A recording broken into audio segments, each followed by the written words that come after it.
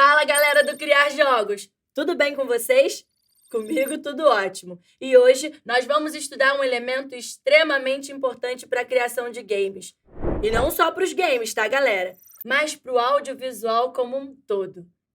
Hoje vamos ver não só como o som é importante para a criação de um jogo, como também para a construção de uma história. Vamos lá? O cineasta George Lucas uma vez disse que o som e a música representam 50% de diversão de um filme. Com isso, moçada, fica muito mais fácil entendermos a importância do som e da música para a construção de uma história. Principalmente nos games, onde os jogadores estão explorando novos cenários, executando missões ou descobrindo coisas muito importantes dentro do jogo. Para entendermos bem o trabalho de um som num jogo, vamos focar numa questão muito importante, que é a imersão. Muito da imersão do jogo Mortal Kombat vem do trabalho de som, pois o áudio cria uma relação de intimidade entre os personagens e os jogadores. A cada luta, há diálogos pensados para a introdução do confronto. Ao longo da luta, há sons de expressão de dor por parte dos personagens e o uso de sons de quebramento de ossos ou golpes. Gritos, cantos e outras vocalizações também fazem parte da construção do ambiente de luta. Você certamente já ouviu essa música, né? E essa também, certo? A trilha sonora é um elemento narrativo extremamente importante que a gente precisa entender, porque ela pode tanto marcar o tema de um jogo como a dinâmica de uma cena ou de uma missão, quanto como caracterizar um personagem. A clássica trilha sonora de Super Mario Bros. É um dos maiores exemplos de execução de uma música em um game. A cada cenário é uma trilha específica para aquele ambiente, e muitas vezes o seu ritmo acelera ou volta ao normal, de acordo com as coisas que o jogador faz naquela etapa do jogo. Quando você pega um power-up, o som muda. Quando você pega o touch, começa a tocar uma percussão diferente, e por aí vai. Existem vários elementos de áudio quando você interage com os elementos do cenário. Isso é o que conhecemos também como áudio interativo. Muitas vezes o desenho de som dá um caráter de identidade ao jogo, como no caso de Mortal Kombat, em que a música dá uma dinâmica de ação e também de terror ao jogo. É sempre que os fatalities ocorrem, uma música bem específica toca, com um tom bem amedrontador. A fala de um narrador dizendo "Finish him" também é uma grande característica desse áudio interativo. Mas você deve estar se perguntando, como que eu posso fazer para trabalhar com áudio? Existe alguma ferramenta específica para isso? Sim, galera, existe. Dentro da indústria de games, existe um profissional chamado Sound Designer, ou na tradução para o português, um designer de som, pois é exatamente isso que ele faz. Através de softwares específicos para o trabalho de áudio, esse profissional irá alinhar os sons de uma cena, a trilha sonora, os efeitos de áudio e etc. Você irá precisar de um DAW, ou Digital Audio Workstation, que é um sequenciador que tem a finalidade de gravar, editar e tocar o áudio digital. Para isso, existem alguns bons exemplos de ferramentas e softwares para usar no seu trabalho. Reaper, Logic, Pro Tools, Ableton Live, Cubase, Fruit Loops e o Bitwig. E nós vamos entender tudo isso com mais detalhe na nossa Masterclass de edição de som. Antigamente, por causa da limitação dos hardwares, as trilhas sonoras eram mais simples do que são hoje. Mesmo assim, ainda eram produzidas músicas com boa qualidade e que se eternizaram na história dos games. Desde os 8 bits, que são um clássico dos games, a música se tornou o elemento que mais chama a atenção dos jogadores em um primeiro momento. Por isso, ao criar um jogo, é extremamente importante decidir bem a composição da sua trilha sonora. Porque com boas músicas, efeitos sonoros, seus jogos têm muito mais chances de se tornarem um sucesso. Para a criação, até o seu próprio jogo demo, podemos sugerir para vocês uma série de bons sites com músicas e efeitos sonoros de graça para o uso nos seus jogos, como Freesound, FreeSFX, Newgrounds, Bsound e o Sonys. Captada a mensagem, galera, vamos para outro tema muito massa dessa aula, que são os sons diegéticos, não diegéticos e metadiegéticos.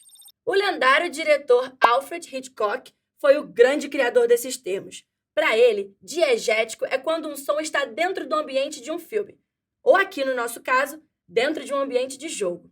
Esse elemento diegético existe não só para o público ou para o jogador, mas principalmente para o personagem, que também muitas vezes interage com esse som. Seja um barulho ao longe, uma música num bar ou pessoas falando ao fundo de uma cena.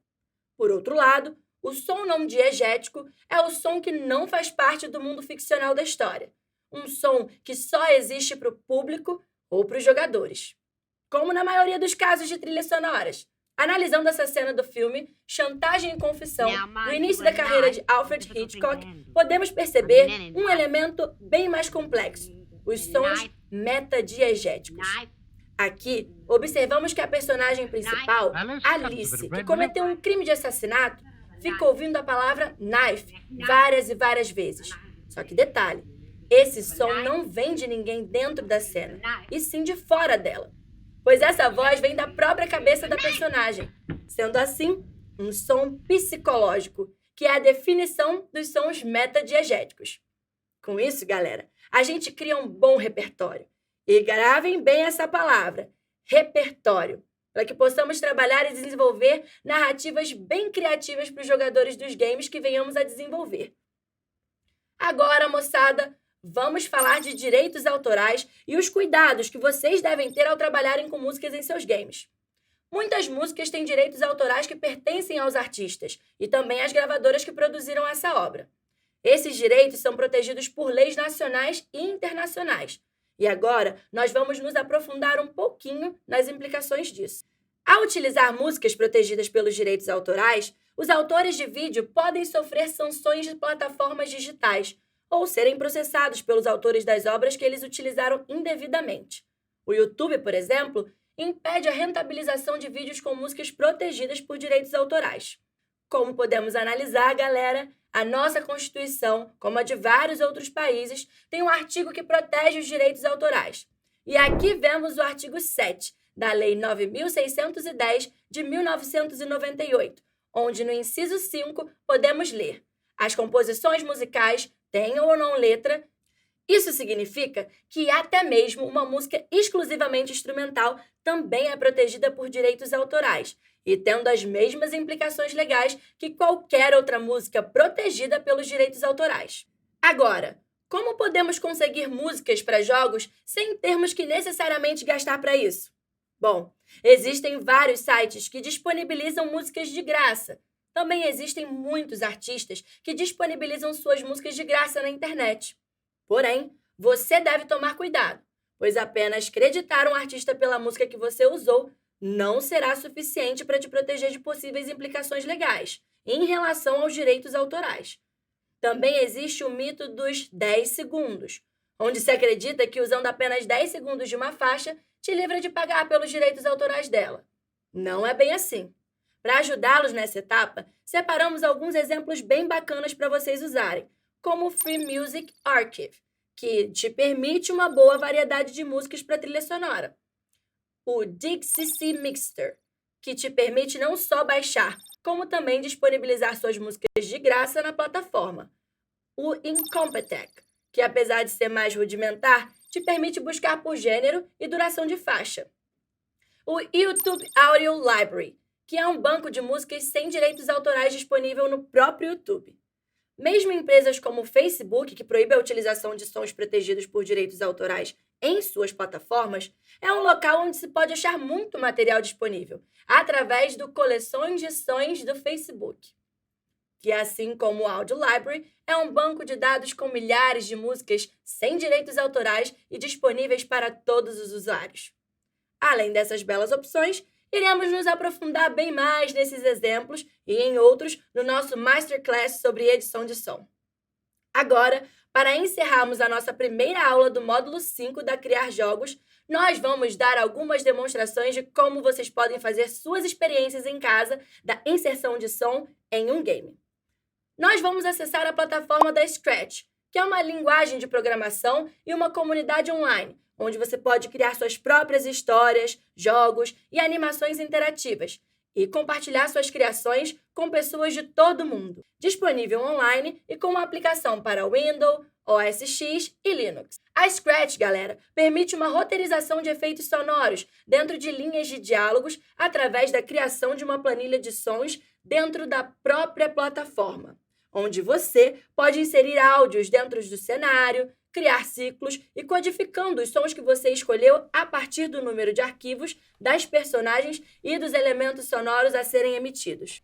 Aqui, a gente irá pegar o nosso texto, que já está na tela, e inserir aqui os elementos de som que queremos utilizar, como o barulho de uma chuva ou de um miado de um gatinho.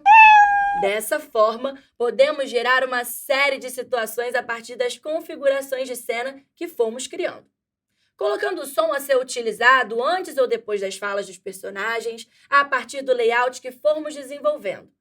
A mesma coisa com a música, onde vamos reconfigurando o layout e adicionamos a faixa que queremos disponível na parte de ciclos de som.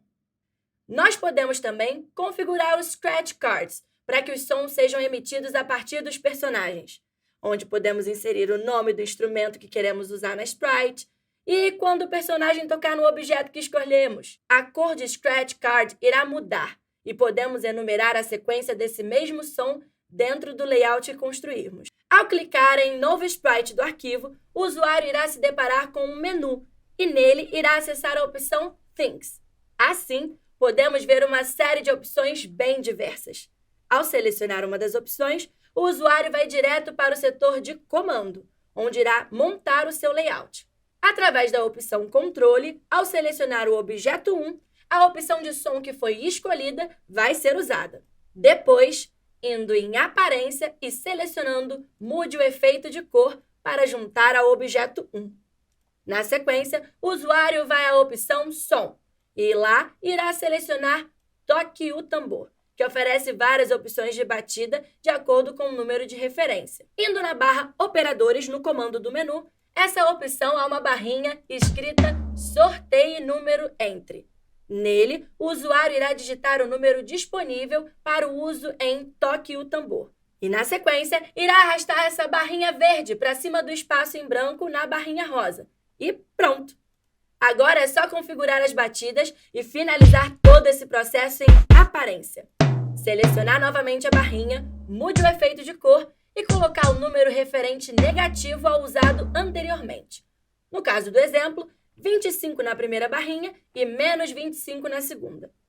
Agora é só testar o resultado ao clicar na bandeirinha verde em cima da tela. Os comandos configurados são ativados e cada vez que o mouse clicar no objeto selecionado, sua cor irá mudar e o som emitido será aleatório. Bom, moçada, foi bastante coisa por hoje. Eu espero que vocês tenham gostado e aprendido direitinho tudo que passamos para vocês. Nos vemos na próxima aula. Falou, galera!